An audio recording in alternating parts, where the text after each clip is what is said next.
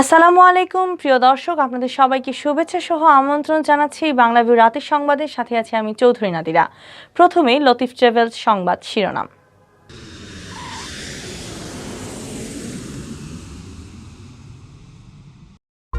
ওমরা হজ যাত্রীদের জন্য সৌদি আরবের নতুন নির্দেশনা জারি। হারামাইন শরীফ ও মসজিদের নবমীতে নামাজ আদায় করতে পারবেন ধারণ ক্ষমতার শতভাগ মুসল্লি।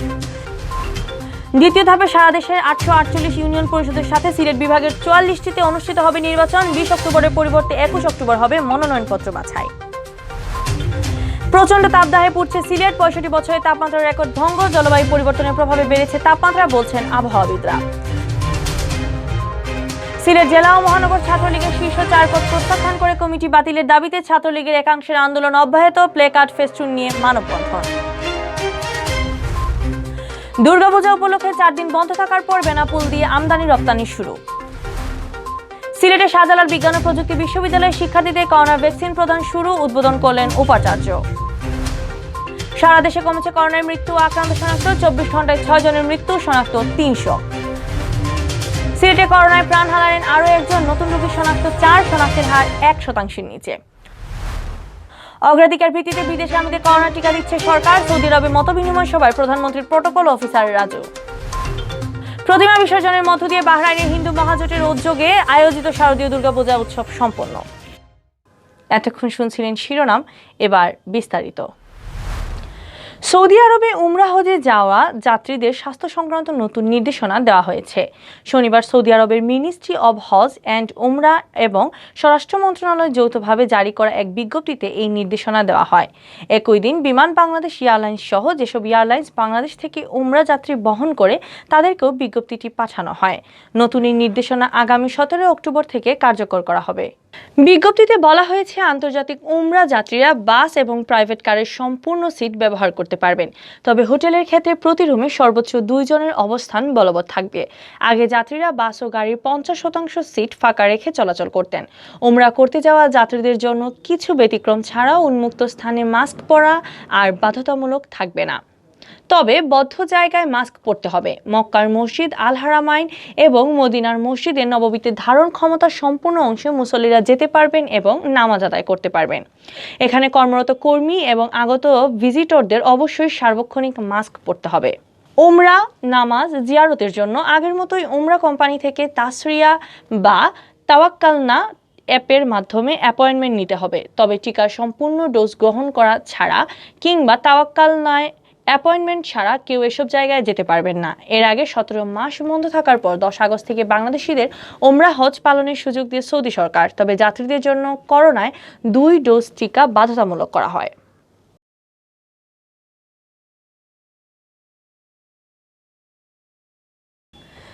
আগামী 11 নভেম্বর সারা দেশে দ্বিতীয় ধাপে 848টি ইউনিয়ন পরিষদের নির্বাচন অনুষ্ঠিত হবে।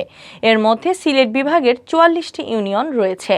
এসব ইউনিয়নে মনোনয়নপত্র বাছাইয়ের তারিখ পরিবর্তন করেছে নির্বাচন কমিশন ইসি। নির্বাচনে মনোনয়নপত্র বাছাইয়ের তারিখ পরিবর্তনের বিষয়টি শনিবার জানিয়েছে ইসি। মনোনয়নপত্র বাছাইয়ের তারিখ 20 অক্টোবরের পরিবর্তে 21 অক্টোবর নির্ধারণ করা হয়েছে। ইসি জানায়, পুনর্নির্ধারণ অনুযায়ী এসব ইউনিয়নের নির্বাচনের মনোনয়নপত্র বাছাই 21 অক্টোবর সম্পন্ন হবে।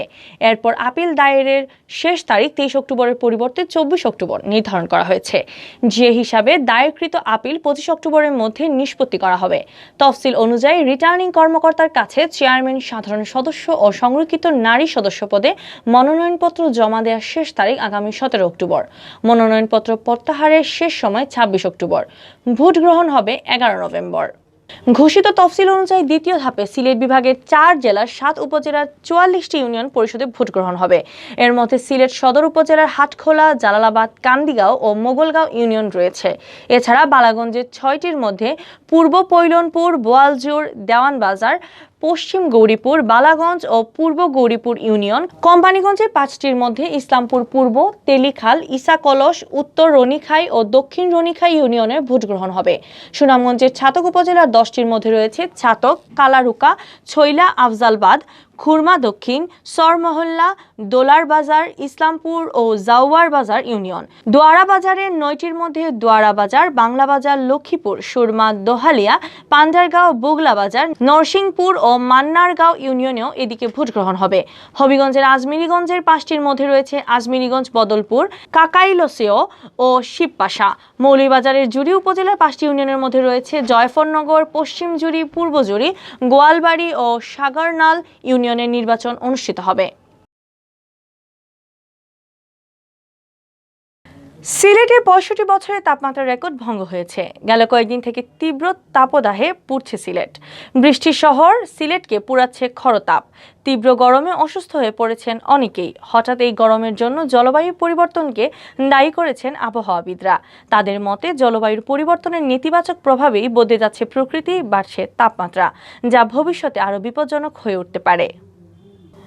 বাংলা দিনপঞ্জি অনুসারে শনিবার শেষ হয়েছে আশ্বিন মাস। রোববার থেকে শুরু হবে কার্তিক। শরৎকে বিদায় দিয়ে শুরু হেমন্তর।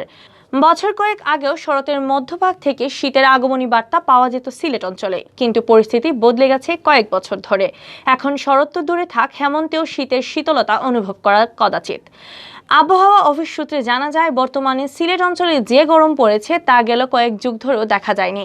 গত বৃহস্পতিবার সিলেটের তাপমাত্রা রেকর্ড করা হয় 37.2 ডিগ্রি সেলসিয়াস, যা 1956 সালের পর অর্থাৎ বিগত 65 বছরের মধ্যে ছিল সর্বোচ্চ। গত 11 অক্টোবর সিলেটে 37.2 ডিগ্রি সেলসিয়াস তাপমাত্রা রেকর্ড করা হয়েছিল। গত 8 থেকে 12 অক্টোবরের তাপমাত্রা বিশ্লেষণ করে দেখা যায়, এই সময় স্বাভাবিকের চেয়ে অনেক বেশি তাপমাত্রা ছিল সিলেটে। স্বাভাবিকের চেয়ে 3.8 থেকে 6.3 ডিগ্রি সেলসিয়াস বেশি ছিল এই সময়ে। গত 11 অক্টোবর সিলেটের স্বাভাবিক তাপমাত্রা হওয়ার কথা ছিল 30.9 ডিগ্রি সেলসিয়াস, কিন্তু সেদিন তাপমাত্রা রেকর্ড করা হয় 37.2 ডিগ্রি সেলসিয়াস, যা স্বাভাবিকের চেয়ে 6.3 ডিগ্রি সেলসিয়াস বেশি। এই অসহনীয় গরমে সিলেট অঞ্চলের মানুষের নাভিশ্বাস উঠেছে। জরুরি প্রয়োজন ছাড়া কেউই দিনের বেলায় ঘরের বাইরে বেরোচ্ছেন না। যারা বের হচ্ছেন তাদের বেশিরভাগই ছাতা রাখছেন সাথে। অনেকের কাছে পানির বোতলও দেখা গেছে। তবে সবচেয়ে সমস্যায় পড়েছেন খেটে খাওয়া মানুষরা। দিনমজুর, রিক্সা চালক, হকারদের বাধ্য হয়ে বাইরে যেতে হচ্ছে, ফলে গরমে সবচেয়ে বেশি কষ্ট হচ্ছে তাদেরই। আবহাওয়া অফিস বলছে, এখন দিনের বেলায় তো অত্যাধিক গরম আছে, রাতের তাপমাত্রাও কমছে না, ফলে মানুষের মধ্যে অস্বস্তি বিরাজ করছে। আবহাওয়া অফিসের কর্মকর্তারা বলছেন, অক্টোবরের মাঝামাঝিতে দক্ষিণ পশ্চিমা মৌসুমী বায়ু বাংলাদেশ অতিক্রমের সময় বৃষ্টিপাত ছড়ায়, কিন্তু এবছর এ সময় বৃষ্টি হয়নি। ফলে বাতাসে আর্দ্রতার পরিমাণ অনেক বেশি, যার কারণে গরমও বেশি। সিলেট আবহাওয়া অফিসের জ্যেষ্ঠ আবহাওয়াবিদ সাইদ আহমদ চৌধুরী বলেন, সিলেটে অক্টোবরে এত গরম এর আগে দেখা যায়নি। মূলত কয়েক বছর ধরেই অক্টোবরের তাপমাত্রা বাড়ছে। তিনি বলেন, মানুষ নির্বিচারে গাছপালা কেটে ফেলছে, টিলা পাহাড় সাবার করছে। হু হু করে বাড়ছে কলকারখানার সংখ্যা, বৃক্ষরোপণের সংখ্যাও বাড়ছে না। সব মিলিয়ে জলবায়ুর উপর যে নেতিবাচক প্রভাব পড়ছে তারই কুফল আমরা পেতে চলেছি। এভাবে চলতে থাকলে সামনে আরো কঠিন সময় অপেক্ষা করছে। কেন্দ্র থেকে ঘোষিত সিলেট জেলা ও মহানগর ছাত্রলীগের শীর্ষ 4 পদ প্রত্যাখ্যান ও আংশিক কমিটি বাতিলের দাবিতে লাগাতার আন্দোলনের অংশ হিসেবে প্লেকার্ড ও ফেস্টুন নিয়ে রাস্তায় নেমেছেন সংগঠনটির একাংশের নেতাকর্মীরা। শনিবার বিকেলে নগরীর চৌহাট্টাস্থ কেন্দ্রীয় শহীদ মিনারে সামনে ছাত্রলীগ নেতাকর্মীরা মানববন্ধন কর্মসূচি পালন করেন। মানববন্ধনে অংশগ্রহণকারী ছাত্রলীগ নেতাকর্মীদের হাতে 1,20,00,000 টাকায় সিলেটের ছাত্রলীগ নিহত। অছাত্র দিয়ে সিলেট ছাত্রলীগের কমিটি মানি না, মানব না, পকেট কমিটি মানি না, মানব না ইত্যাদি স্লোগান লেখা প্লেকার্ড ও ফেস্টুন দেখা যায়। এর আগে খণ্ড খণ্ড বিক্ষোভ মিছিল নিয়ে নগরীর বিভিন্ন এলাকা থেকে চৌহাট্টায় আসেন সিলেট ছাত্রলীগের বিদ্রোহী নেতাকর্মীরা। দীর্ঘদিন কমিটিবিহীন থাকার পর গত 12 অক্টোবর থেকে সিলেট জেলা ও মহানগর ছাত্রলীগের সভাপতি ও সাধারণ সম্পাদকের নাম ঘোষণা করা হয়। সিলেট জেলা ছাত্রলীগের নতুন সভাপতি করা হয় মোহাম্মদ নাজমুল ইসলামকে ও সাধারণ সম্পাদক করা হয় রাহেল সিরাজকে। অপরদিকে সিলেট মহানগর ছাত্রলীগের সভাপতি করা হয় কিশোয়ান জাহান সৌরভকে এবং সাধারণ সম্পাদক করা হয় নাইম হাসানকে। শীর্ষ পদে এই 4 জনের নাম ঘোষণার পরই ছাত্রলীগ তেলিহাওয়ার গ্রুপের নেতাকর্মীরা কমিটি প্রত্যাখ্যান করে আন্দোলনে নামেন। সংবাদ সম্মেলন করে তারা অভিযোগ করেন, 1,20,00,000 টাকায় কেন্দ্রীয় নেতারা শীর্ষ এই 4 পদ বিক্রি করে দিয়েছেন। কমিটি বাতিল না করা পর্যন্ত লাগাতার আন্দোলন চালিয়ে যাওয়ার ঘোষণা দেন তারা। শারদীয় দুর্গাপূজা উপলক্ষে 15 অক্টোবর পর্যন্ত 4 দিন বন্ধ থাকার পর বেনাপোল পেট্রাপোল বন্দর দিয়ে দেশের মধ্যে আমদানি রপ্তানি বাণিজ্য শুরু হয়েছে। শনিবার সকাল থেকে শুরু হয় আমদানি রপ্তানি। বেনাপোল বন্দরের কার্গো শাখার রাজস্ব কর্মকর্তা সাইফুর রহমান মামুন জানান, শারদীয় দুর্গাপূজা উপলক্ষে 12 অক্টোবর থেকে 15 অক্টোবর পর্যন্ত বেনাপোল পেট্রাপোল বন্দর দিয়ে 4 দিন আমদানি রফতানি বন্ধ ছিল। শনিবার সকাল থেকে শুরু হয়েছে আমদানি রফতানি বাণিজ্য। আমদানি রপ্তানি বন্ধের এই 4 দিন বেনাপোল পেট্রাপোল চেকপোস্ট দিয়ে দুই দেশের মধ্যে পাসপোর্ট যাত্রী চলাচল করা স্বাভাবিক ছিল। সিলেটের শাহজালাল বিজ্ঞান ও প্রযুক্তি বিশ্ববিদ্যালয়ের শিক্ষার্থীদের মাঝে করোনার টিকাদান কার্যক্রম শুরু হয়েছে। আগে আসলে আগে পাবেন, এর ভিত্তিতে প্রথম 300 জন শিক্ষার্থী পাবেন টিকা। টিকাদান কার্যক্রমের উদ্বোধন করেন বিশ্ববিদ্যালয়ের উপাচার্য অধ্যাপক ফরিদউদ্দিন। বিশ্ববিদ্যালয় কর্তৃপক্ষ জানায়, ইউজিসিতে পাঠানো তথ্য অনুযায়ী সকল শিক্ষার্থী করোনা টিকার জন্য নিবন্ধন করেছেন। তাদের মধ্য থেকে স্নাতকোত্তর ও স্নাতক শেষ বর্ষের শিক্ষার্থীদের টিকা দেওয়া হবে। এরপর পর্যায়ক্রমে অন্যান্য বর্ষের শিক্ষার্থীদেরকেও টিকার আওতায় আনা হবে। টিকা নিতে আসা শিক্ষার্থীদের টিকার রেজিস্ট্রেশনের মূল কপি ও ফটোকপি এবং বিশ্ববিদ্যালয় আইডি কার্ড সঙ্গে নিয়ে আসেন। টিকা গ্রহণকারীরা শনিবার সকাল 9টা থেকে বিশ্ববিদ্যালয় মেডিকেল থেকে টোকেন সংগ্রহ করেন।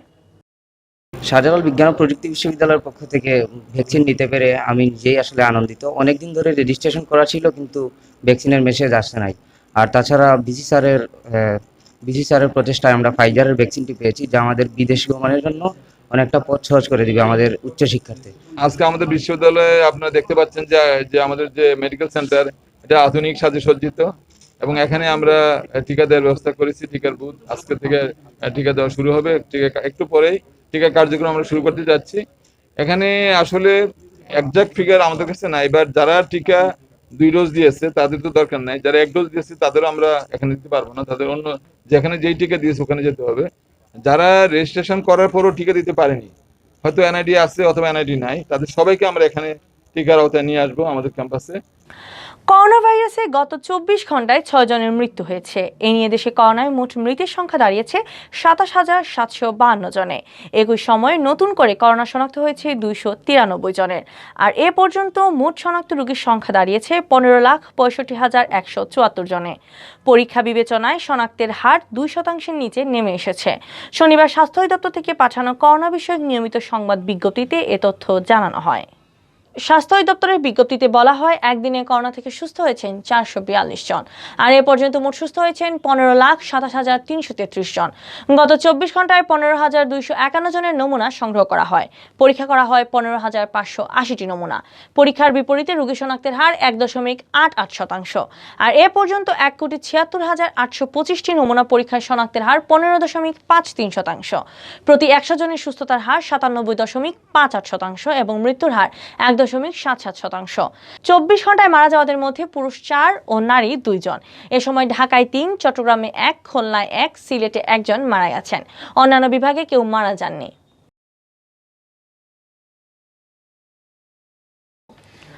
করোনা ভাইরাসে আক্রান্ত হয়ে সিলেটে টানা দ্বিতীয় দিন মৃত্যুর ঘটনা ঘটেছে। সর্বশেষ 24 ঘন্টায় মারা গেছেন 1 জন।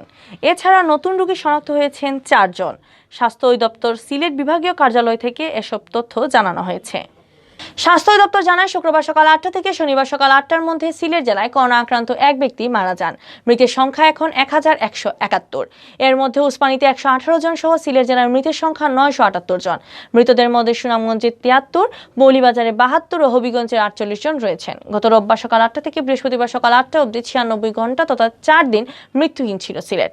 এরপরে 48 ঘন্টায় মারা গেলেন 2 জন। এদিকে সর্বশেষ 24 ঘন্টায় সিলেট বিভাগের 4 জন করোনা রোগী শনাক্ত হয়েছেন। 4 জনই হবিগঞ্জ জেলায়। বিভাগের বাকি 3 জেলায় কোনো রোগী শনাক্ত হননি। 745 জনের নমুনা পরীক্ষায় তাদেরকে শনাক্ত করা হয়। শনাক্তের হার 0.54।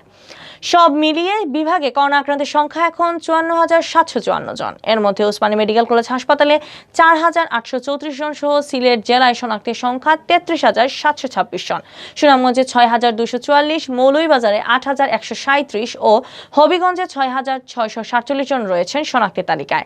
সিলেট বিভাগীয় পরিচালক ডাক্তার হিমাংশু লাল রায় জানান, সর্বশেষ 24 ঘন্টায় বিভাগে সুস্থ হয়েছেন 19 জন। সুস্থ হওয়াদের মোট সংখ্যা এখন 48,610 জন। তিনি আরও জানান, সিলেট বিভাগের 4 জেলা মিলিয়ে বর্তমানে 21 জন করোনা রোগী হাসপাতালে ভর্তি রয়েছেন।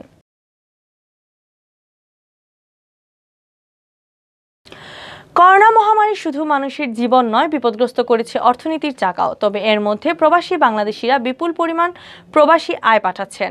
অন্যদিকে নতুন করে বিদেশে কর্মী যাওয়াও থেমে নেই। কিন্তু বিদেশগামীদের জন্য কোভিড টিকা অতি গুরুত্বপূর্ণ। সরকার তাই অগ্রাধিকার ভিত্তিতে প্রবাসীদের জন্য টিকা নিশ্চিত করেছে। পবিত্র মক্কায় বৃহত্তর সিলেট প্রবাসীদের মতবিনিময় সভায় প্রধানমন্ত্রীর প্রটোকল অফিসার আবু জাফর রাজু এসব কথা বলেন। মক্কার স্থানীয় একটি হোটেলে বৃহত্তর সিলেট প্রবাসীরা এক মতবিনিময় সভার আয়োজন করে। বিশিষ্ট ব্যবসায়ী জাবেদ আহমদের সভাপতিত্বে ও সাংবাদিক সেলিম আহমদের পরিচালনায় অনুষ্ঠানে প্রধান অতিথি ছিলেন প্রধানমন্ত্রীর প্রটোকল অফিসার আবু জাফর রাজু। এতে বিশেষ অতিথি ছিলেন ইউডিসির ব্রাঞ্চ ম্যানেজার নাজিম উদ্দিন। সভায় বক্তব্য রাখেন সাংবাদিক সুহেল রানা, মুস্তাক আহমেদ বাদশাহ, জিতু আহমেদ, শাহ নিজামুদ্দিন শাকি, কামাল আহমেদ, খলিলুর রহমান ও নবীন খান। প্রতিমা বিসর্জনের মধ্য দিয়ে শেষ হলো বাংলাদেশ জাতীয় হিন্দু মহাজোট বাহরাইন নাইম শাখা আয়োজিত শারদীয় দুর্গোৎসব। বিজয়া দশমীতে দেবী বিসর্জনের মধ্য দিয়ে করোনা ভাইরাস থেকে বিশ্বের মুক্তির প্রার্থনা করেন সনাতন ধর্মাবলম্বীরা। স্বাস্থ্যবিধির কারণে এবার বিসর্জনের পরিসর ছোট করা হয়। দর্পণ বিসর্জন আর দেবী আরাধনায় শেষ হলো দশমীর আচার অনুষ্ঠান। কোভিড পরিস্থিতির কারণে ছিল না উৎসবের বড় আকর্ষণ সিঁদুর খেলার আয়োজন। দেবীর চরণে সিঁদুর দিয়ে জগতের কল্যাণ চাইলেন ভক্তরা। মহামারীকে সামলে পূজার আয়োজন করা চ্যালেঞ্জিং ছিল বলে জানায় পূজা কমিটি। করোনা ভাইরাসের কারণে এবার বিজয়া শোভাযাত্রা সহ জনসমাগম না করায় বিসর্জনে তেমন আয়োজন রাখেননি আয়োজকরা। এতক্ষণ দেখছিলেন বাংলাভিউ রাতের সংবাদ। পরবর্তীতে প্রচারিত হবে সিলেটের আঞ্চলিক ভাষায় সংবাদ। দেখার আমন্ত্রণ রইল। সাথে থাকার জন্য ধন্যবাদ।